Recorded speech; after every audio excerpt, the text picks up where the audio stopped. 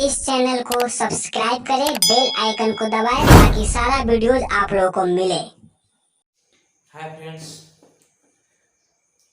हम लोग अपने अगले वीडियोज के बारे में बात करते हैं। तो 9th क्लास में हमने केमिस्ट्री में थर्ड चैप्टर स्टार्ट किया था, एटम्स, मॉलिक्यूल्स एंड आयंस के बारे में। और उसमें सिर्फ हमने एक या दो, शायद एक ही वीडियो अपलोड कर पाए थे। उसके बाद वीडियो अपलोड नहीं कर पाए 9th क्लास का, क्योंकि इधर जो है कुछ काम धाम हो गया था हमारे ऊपर। इधर घर भोज हो रहा था तो उसमें हम बिजी थे, थोड़ा सा गांव गए हुए थे। और कल शाम को गांव से हम आए और तब कुछ स्टूडेंट्स का फोन आया कि सर हम लोगों का वीडियोस नहीं अपलोड हो रहा है, क्या कुछ हुआ है क्या। तो इस बात को लेकर हम सबसे बात की कि ना बाबू, ऐसा कोई बात नहीं है, समय नहीं मिला था। लेकिन आज सोचे हैं कि क्लास 9th के केमिस्ट्री का थर्ड चैप्टर का अगला वीडियो जो हम यहाँ बना लें। तो समय अभी 11:56 हो रहा है यहाँ पे टाइम, इसको देख लीजिए लोग। 11:56 नाइट हो रहा है, अभी मिड नाइट। और इस समय हम आप लोगों के लिए वीडियोस शूट कर रहे हैं। तो आइए, ये सब बात होते रहेगी, हम लोग अपना आगे की ओर बढ़ते हैं। तो हमने आप सभी को मास के ऊपर जो नियम बना था उस बारे में हम आप लोग बता दिए थे, और उसके ऊपर कुछ एग्जांपल्स भी हम आप लोग बता चुके थे। अब यहाँ पे सेकेंड लॉ के बारे में हम लोग स्टडी करेंगे। तो सेकेंड लॉ यहाँ पे लिखा चुके हैं, इसका हिंदी होता है स्थिर अनुपात का नियम। इसका हिंदी क्या होता है बुआ? स्थिर अनुपात का नियम। अब ये स्थिर अनुपात का नियम जो है, लॉ ऑफ कांस्टेंट प्रोपोर्शन, इसका इंग्लिश होता है। अब यह जो है सन 1779 में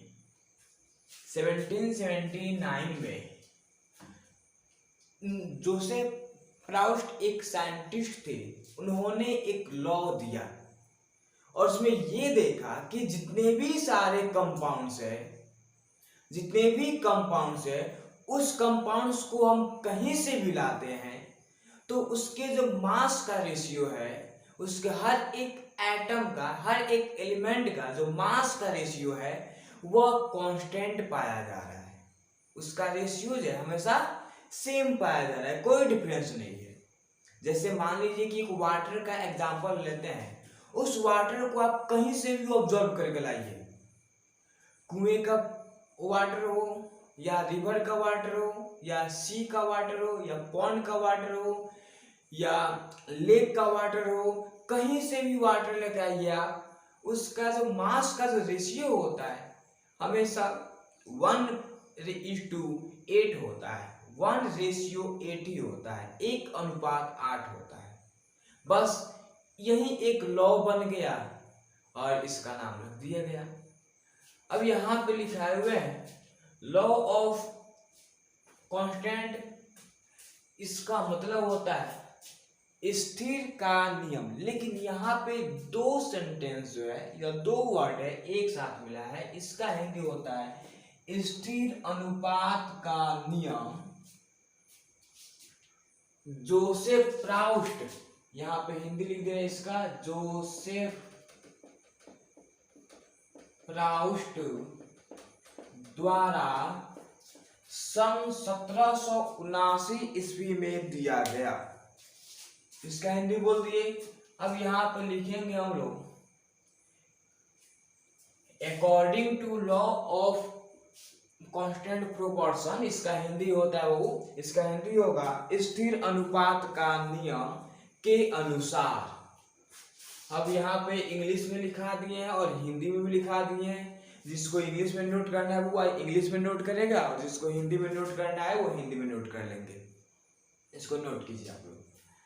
अब हम लोग यहाँ पे कुछ इसका एग्जाम्पल स्टडी करेंगे। तो इसके एग्जाम्पल में हम लोग आते हैं, जैसे हम वाटर का एग्जाम्पल लिए थे H2O का, तो H2O का ऑब्जर्वेशन आप कहीं से भी कीजिए, H2O को कहीं से भी लाइए, लेकिन यहाँ पे H2O का जो रेशियो निकलेगा, जो मास का रेशियो निकलेगा, हमेशा इक्विवेलेंट सेम ही निकलेगा। जैसे यहाँ पे H2O, तो हम लोग देखते हैं मास ऑफ हाइड्रोजन, हाइड्रोजन एक एटम है कि नहीं, एलिमेंट है यहाँ पे, ऑक्सीजन भी एक एलिमेंट है, तो हाइड्रोजन और ऑक्सीजन का रेशियो जो यहाँ पे निकलेगा, तो कहीं से भी वाटर लेके आएंगे उसका भी रेशियो निकालेंगे, इतना ही आएगा। तो रेशियो किसका निकालना है, मास का निकालना है। तो जितने एलिमेंट है, उस एलिमेंट के जितने भी एटम है, सभी का मास का रेशियो निकाला जाता है। ये नहीं कि हाइड्रोजन 2 है तो एक ही हाइड्रोजन लेकर चलेंगे, नहीं, जितने एटम होंगे उतना ही लेकर चला जाएगा। तो mass of hydrogen, mass of hydrogen, तो हाइड्रोजन का मास हम लोग जानते हो 1 AMU होता है। 1 AMU लिखिए चाहे 1 U लिखिए, क्योंकि एटॉमिक मास यूनिट AMU को ही U के द्वारा इंडिकेट किया जाता है। हो गया। लेकिन यहाँ पे हाइड्रोजन एक नहीं ना, 2 ना हाइड्रोजन है। हाँ, तो यहाँ पे ऑक्सीजन की बात करते हैं, तो ये इसका क्या हुआ, मास ऑफ ऑक्सीजन। अब ऑक्सीजन जब यहाँ पे हो गया, तो ऑक्सीजन का मास कितना होता है, हुआ 16 AMU, या U भी लिख सकते हैं। अब इसके रेशियो निकालेंगे हम, तो यहाँ पे लिखेंगे नाउ रेशियो। अब हमें रेशियो निकालना, अनुपात निकालना है। तो हाइड्रोजन 2 है, तो हाइड्रोजन का मास तो 1 होता है, और हाइड्रोजन 2 है तो इंटू 2 हाइड्रोजन हो गया।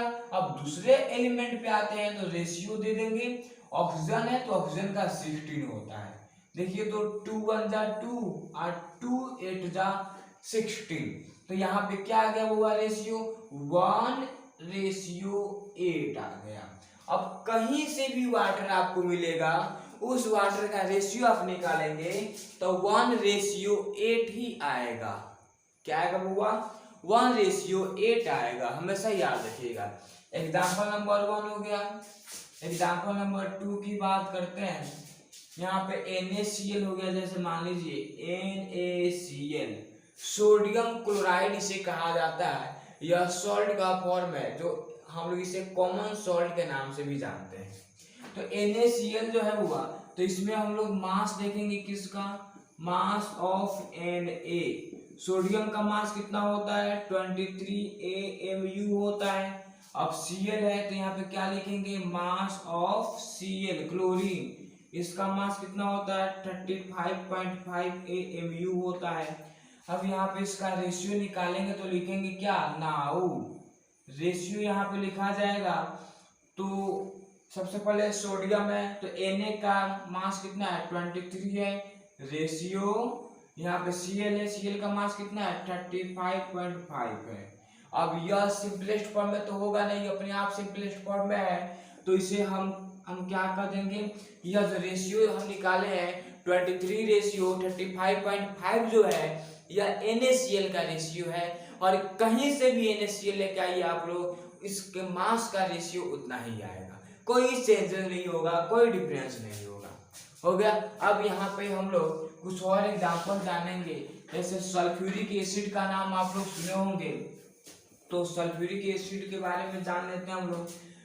तो सल्फ्यूरिक, एग्जांपल नंबर 3, जैसे यहाँ पे H2SO4, इसे सल्फ्यूरिक एसिड कहा जाता है, या इसका एक और नाम होता है हाइड्रोजन सल्फेट कहा जाता है।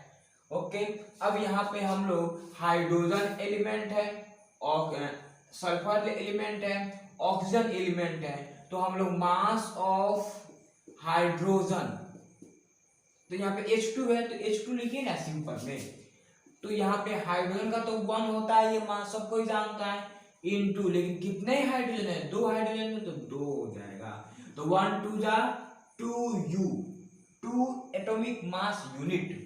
अब यहाँ पे सल्फर है, तो यहाँ पे क्या लिखेंगे वो हम लोग, mass of S, sulphur, sulphur एक ही है, सल्फर 16 पे आता है, तो 16 2 जा 32, तो यहाँ पे इसका मास कितना हो जाएगा, 32 AMU या U।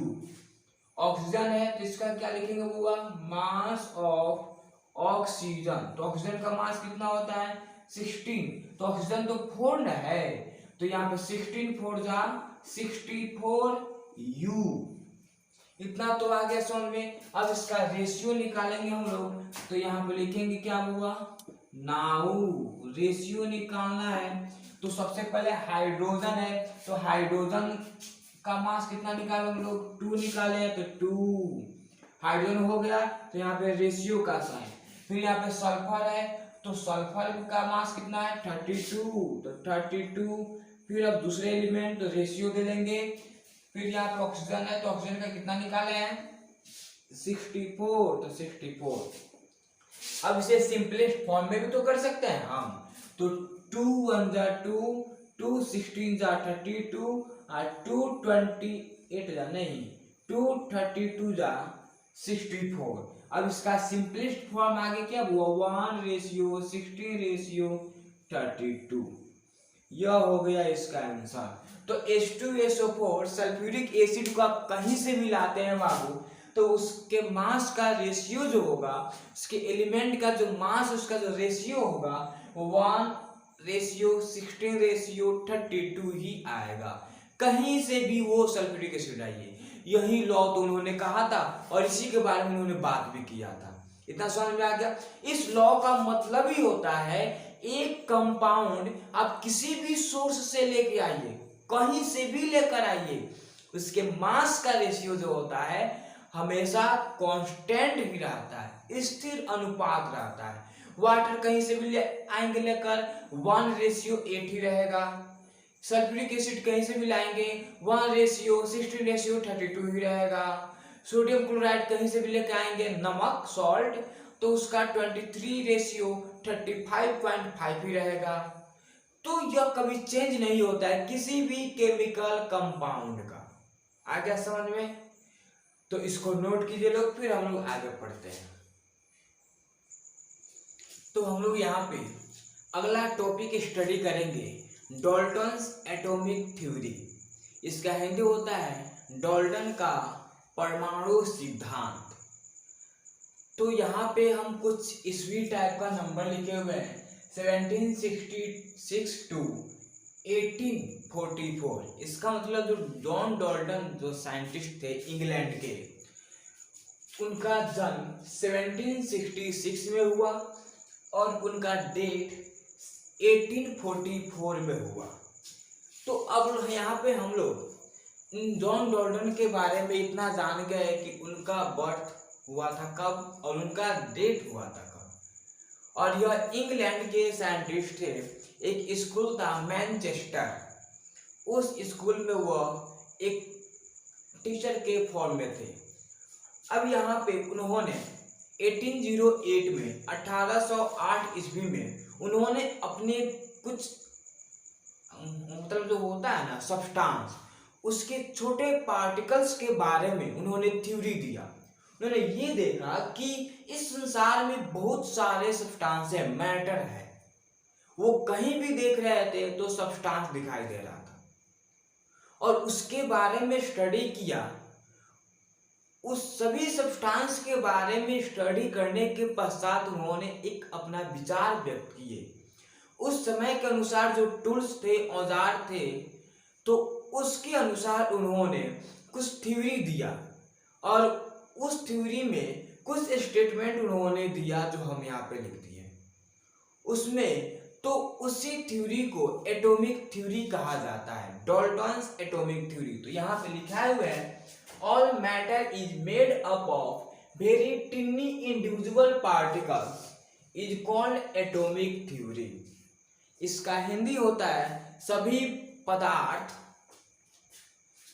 बहुत ही सूक्ष्मतम कणों के मिलने से बना होता है।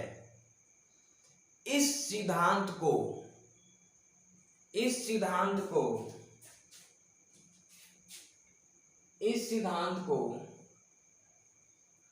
पदार्थ का परमाणु सिद्धांत कहते हैं। पदार्थ का परमाणु सिद्धांत कहते हैं। अगला स्टेटमेंट यहाँ पे लिखे हैं वो Dalton give atomic theory in 1808 which are follow. इसका अर्थ होता है, इसका हिंदी आप लोग नोट करेंगे, डाल्टन 1808 में परमाणु सिद्धांत दिया जो निम्नलिखित है। अब उन्होंने कौन कौन सा थ्योरी दिए थे, अब इनके बारे में स्टडी करेंगे। तो उन्होंने पहले ही अपने थ्योरी के स्टेटमेंट में उन्होंने कहा कि इसमें जितने भी सब्सटेंस दिखाई देते हैं, जितने भी मैटर दिखाई देते हैं, वो सभी के सभी स्मॉलेस्ट पार्टिकल्स के कॉम्बिनेशन से बने हुए होते हैं और वह इनडिविजिबल है। इसका मतलब होता है कि अविभाज्य है, जिसे हम काट नहीं सकते, जिसे हम तोड़ नहीं सकते, या हम इसे और स्मॉलेस्ट पार्ट में डिवाइड नहीं कर सकते। ये जॉन डॉल्टन ने कह दिया पहले। अब उन्होंने अगला थ्योरी उन्होंने ये दिया, all the matter is made up of very टिनी particles is called atom. तो ये पहला थ्योरी था। इसका हिंदी होता है सभी पदार्थ एक बहुत ही सूक्ष्मतम कणों के मिलने से बना होता है, जिसे परमाणु कहते हैं। हो गया हिंदी। तो इसका मतलब होगा कि जितने भी सारे सब्सटेंस है, मैटर है, सभी के सभी छोटे से छोटे सूक्ष्मतम कणों के मिलने से बने होते हैं। ये मार्कर भी अब हुआ, तो ये मार्कर भी स्मॉलेस्ट पार्टिकल्स के कॉम्बिनेशन से बना हुआ है। तो उसी स्मॉलेस्ट पार्टिकल को उन्होंने परमाणु कहा, एटम कहा। आगे समझ हुआ। अब चलिए अगला थ्योरी है, एटम कांट बी डिवाइडेड। इसका हिंदी होगा परमाणु विभाजित नहीं हो सकता। ठीक है। इसका मतलब उन्होंने ये कहा था कि एटम को कभी डिवाइड नहीं कर सकते हैं, क्योंकि atom is the smallest particle. Atom जो है यह एक सूक्ष्मतम कण है, इतना सूक्ष्म है कि इसको हम डिवाइड ही नहीं कर सकते। 2 या मोर देन 2 पार्ट्स में डिवाइड ही नहीं कर सकते हम, इसलिए इसे इनडिविजिबल उन्होंने कह दिया। और एटम के बारे में हमें स्टार्टिंग में ही बताए हुए थे कि एटम 2 वर्ड से लिया गया है, एटॉम, ए से नॉट, एटॉम से टू कट, जिसे हम नहीं काट सकते उसे एटम कहते हैं। ओके बाबू, 1 मिनट। तो एटम में इतना थ्योरी हम लोग जान गए। अब अगला थ्योरी जो है उन्होंने कहा atom can neither be created nor destroyed. इसका हिंदी होगा परमाणु को नहीं नष्ट किया जा सकता है, नहीं बनाया जा सकता है। हिंदी हो गया। इसका मतलब एटम जो होता है उसको नहीं हम नष्ट कर सकते हैं, नहीं उसे बना सकते हैं, उसे निर्माण भी नहीं कर सकते हैं और डिस्ट्रॉय नष्ट भी नहीं कर सकते हैं। यह एटम के थ्योरी उन्होंने कहा। उसके बाद अगला स्टेटमेंट उन्होंने ये कहा atoms of given element are identical in mass and chemical properties. इसका मतलब होता है दिए गए तत्वों में परमाणु का मास सेम होता है और उसके रासायनिक गुण सेम होते हैं, समान होते हैं। इसका मतलब उन्होंने ये कहा गया कि अगर एक एलिमेंट है तो उस एलिमेंट में जितने भी एटम होते हैं वो उसका मास जो होता है, उसका जो वेट जो होता है वो सेम होगा, और जो भी केमिकल रासायनिक गुण जो होता है वो भी क्या होगा, सेम होगा। आइडेंटिकल मींस होता है एक समान। ठीक है। फिर यहाँ पे अगला स्टेटमेंट उन्होंने ये कहा कि atoms of different elements have different masses and chemical properties. इसका मतलब भिन्न भिन्न तत्वों में परमाणु का द्रव्यमान एवं रासायनिक गुण भिन्न भिन्न होते हैं। इसका मतलब अलग अलग एलिमेंट को कैरी करते हैं तो उसका मास भी क्या होगा, अलग होगा, रासायनिक गुण भी क्या होगा, अलग होगा। आगे समझ में। तो ये थ्योरी उन्होंने कहा। तो ये उनके ऑब्जर्वेशन के आधार पर मिला, क्योंकि उस समय साइंस उतना डेवलप नहीं किया था, उतने टूल्स नहीं थे, तो जितने टूल्स थे उसी के बेस पे इन्होंने ये थ्योरी को दिया। और यह एक थ्योरी इतना इनिशियल स्टेट में हुआ कि इसी थ्योरी के आधार पे सारे डिस्कवरीज हुए। सभी चीजों का फॉर्मेशन हुआ। जितनी भी नॉलेज हम लोग स्टडी करते हैं सभी इसी थ्योरी के बेस पे किया गया, या इस थ्योरी को रॉन्ग भी किया गया, इस थ्योरी को रॉन्ग भी किया गया, लेकिन सभी थ्योरीज को रॉन्ग नहीं किया गया। कुछ स्टेटमेंट्स है जिसको रॉन्ग किया गया। अब कौन कौन से स्टेटमेंट है जिसको रॉन्ग किया गया इसके बारे में देखते हैं हम लोग हुआ। तो इसमें उन्होंने कुछ साइंटिस्ट आए लोग, अगर इसका सीक्वेंस हम लोग स्टडी करें तो बहुत बड़ा सीक्वेंस हो जाता है, वो आप लोग को 11th में मिलेगा। अभी हम लोग ये जानेंगे कि डाल्टन्स एटॉमिक थ्योरी में कौन कौन सा स्टेटमेंट रॉन्ग हुआ था वो जानना है। तो सबसे पहला स्टेटमेंट यहाँ पे हम बात करते हैं, atom can't be divided. Atom को हम विभाजित नहीं कर सकते हैं। यह स्टेटमेंट गलत हो गया, क्योंकि बाद में आगे चल के एटम के बारे में और ज्यादा विस्तृत रूप से डिस्कवरी किया गया, खोजा गया, ऑब्जर्वेशन हुआ, तो वहां पे ये पाया गया कि एटम भी स्मॉलेस्ट पार्टिकल्स के मिलने से बने हैं। एटम भी क्या हुआ, स्मॉलेस्ट पार्टिकल के मिलने से बने हैं। इसका मतलब एटम को डिवाइड करेंगे तो स्मॉलेस्ट पार्टिकल मिलेगा कि नहीं, मिलेगा, और उसी को हम लोग एटॉमिक पार्टिकल कहते हैं, ठीक है, या फंडामेंटल पार्टिकल्स ऑफ एटम कहते हैं, जो 3 होते हैं, प्रोटॉन, न्यूट्रॉन, इलेक्ट्रॉन, जो पहले ही बताए हुए हैं, ठीक है। तो ये थ्योरी तो हो गया रॉन्ग। अब यहाँ पे अगला थ्योरी कि एटम जो होते हैं एक ही एलिमेंट के सभी एटम्स का मास एक समान होता है, और एटम्स को ही एलिमेंट कहा जाता है, एलिमेंट्स को ही एटम कहा जाता है, क्योंकि elements is the purest substance. Element जो होते हैं वो शुद्ध पदार्थ होते हैं, उसको हम एटम भी कहते हैं, ठीक है। तो यहाँ पे ये भी थ्योरी रॉन्ग किया गया। जब आइसोबार्स, आइसोटॉप्स इसका डिस्कवरी हुआ तो ये थ्योरी रॉन्ग हो गया। ये कैसे हम लोग जानते हैं हुआ कि हाइड्रोजन, क्या हाइड्रोजन, यह इसका एटॉमिक नंबर 1 होता है, इसका मास भी क्या होता है, 1 होता है, अच्छी बात है। लेकिन एक और हाइड्रोजन होता है, एटॉमिक नंबर तो 1 ही होता है, लेकिन मास उसका डिफरेंस 2 हो जाता है। एक और हाइड्रोजन है, एटॉमिक नंबर तो 1 ही होगा, लेकिन मास उसका 3 हो जाएगा। इस तरह से सेम एलिमेंट है, लेकिन क्या इसका मास सेम है, मास सेम नहीं है। जब मास सेम नहीं हुआ तो रासायनिक गुण जो होगा, केमिकल एबिलिटीज, वो भी क्या सेम हो पाएगा, नहीं, वो भी सेम नहीं हो पाएगा, वो भी डिफरेंट ही रहेगा। आ गया समझ में। एक और एग्जांपल देखते हैं हम लोग, कार्बन की बात करते हैं। कार्बन 6 पे आता है, ये 3 तरह के कार्बन होते हैं, C12, C13 और C14। तो 3 तरह के होंगे नहीं कार्बन यहाँ पे। इसका एटॉमिक नंबर तो सेम है, लेकिन मास क्या है, मास यहाँ पे डिफरेंट है कि नहीं, मास यहाँ पे डिफरेंट है। तो इस हिसाब से ये रॉन्ग हुआ कि नहीं, थ्योरी उनका रॉन्ग हो गया। एक और एग्जांपल देखते हैं, क्लोरीन की बात करते हैं। Cl17 पे आता है, इसका मास 35 होता है। एक और Cl जो होता है उसका मास 37 होता है। अब देखिए ये एटम तो सेम ही ना है, क्लोरीन क्लोरीन कोई अलग थोड़े है, सेम एटम है, लेकिन इसका मास क्या आइडेंटिकल हुआ, एक समान हुआ, नहीं, एक समान नहीं हुआ। और तो इसका केमिकल प्रॉपर्टीज भी जो होगा वो भी एक समान नहीं होगा, वो भी डिफरेंट ही होगा। समझ गए आप लोग।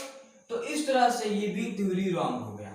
अगला थ्योरी ये था, जिसमें इन्होंने ये कहा था कि अगर डिफरेंट एलिमेंट होंगे तो उसका मास एंड केमिकल प्रॉपर्टी ये भी क्या होगा, डिफरेंट होगा। लेकिन ये भी आगे चल के क्या हुआ, रॉन्ग हो गया, क्योंकि हम जानते हैं कि आर्गन Ar और कैल्शियम, आर्गन 18 पे आता है, कैल्शियम 20 पे आता है, अलग अलग हुआ कि नहीं।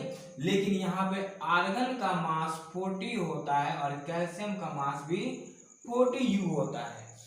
तो एटम अलग अलग है लेकिन मास तो सेम है। लेकिन जॉन डाल्टन ने क्या कहा था कि अगर एटम अलग होगा तो मास भी अलग होगा, एटम अगर एक समान होगा तो मास भी एक समान होगा। तो यहाँ पे एटम अलग है लेकिन मास क्या अलग है, नहीं, मास तो सेम है। तो क्या इसमें कुछ हुआ, नहीं, थ्योरी इनका क्या हो गया, गलत हो गया। इतना समझ में आ गया होगा।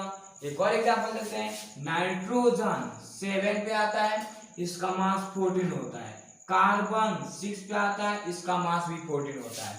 तो नाइट्रोजन कार्बन ये दोनों अलग अलग एटम की नहीं, अलग अलग एटम है, लेकिन इसका मास क्या है, सेम है, 14 है। तो इस तरह से ये भी थ्योरी रॉन्ग हो गया। इतना समझ में आ गया, इसमें कोई कंफ्यूजन नहीं होगा। तो अब यहाँ पे हम बात करते हैं कि यही जॉन डॉल्टन ने थ्योरी दिया और यही उनका रॉन्ग हुआ। तो अब इसके बाद हम लोग अगले टॉपिक में स्टडी करेंगे, जो इनका थ्योरी रॉन्ग हुआ था वो हम लोग पढ़ेंगे। अभी के वीडियो में आप लोग इतना ही रखते हैं बस।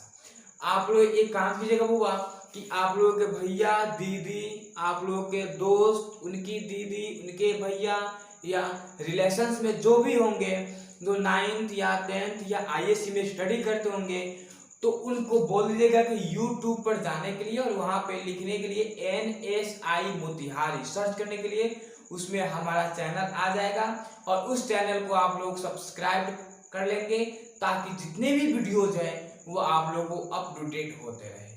ठीक है, और आप लोग फ्री में अपने घर पे बैठे ही स्टडी कर लेंगे। अभी लॉकडाउन की स्थिति है, इस कारण से स्कूल्स एंड कोचिंग इंस्टीट्यूट्स जो है वो नहीं खुलेंगे। अप्रोक्स 1 या 2 महीना के आसपास तक लगभग ये सब बंद रहेगा, क्योंकि स्कूल और इंस्टीट्यूट में स्टूडेंट की संख्या ज्यादा होती है और एक बच्चे को हो गया तो सारे बच्चे को हो जाएगा। तो इसलिए हमारी सरकार भी जो है वो भी नहीं खोलना चाहती है, और आजकल के स्टूडेंट तो यही चाहते हैं कि यार हॉलीडे हो, हम लोग एंजॉय करें। एंजॉय नहीं करना है बुआ, स्टडी करना है। अगर हम मान लेते हैं कि हाँ इस वीडियो को कंप्लीट कर लिए, अगर एक दिन लेट हो गया वीडियो अपलोड करने में, तो आप लोग NCERT का बुक होगा या साइड बुक जो भी रखे होंगे उसका स्टेटमेंट रीडिंग कीजिएगा। स्टेटमेंट जो उसमें होता है ना, उसको जैसे ही रीडिंग होगा ना, वैसे ही आपके अंदर एबिलिटी बढ़ती जाएगी। सब उसके स्टेटमेंट में रहता है। हम लोग ये जो थ्योरी लिखाते कहाँ से लिखाते हैं, उसी स्टेटमेंट को रीड करते हैं और उसी के अनुसार हम लोग अपने से थ्योरी बना लेते हैं। हो गया, लिखा दिए। वैसे ही आप लोग भी अपने से स्टडी करेंगे। ओके बाबू, बाय।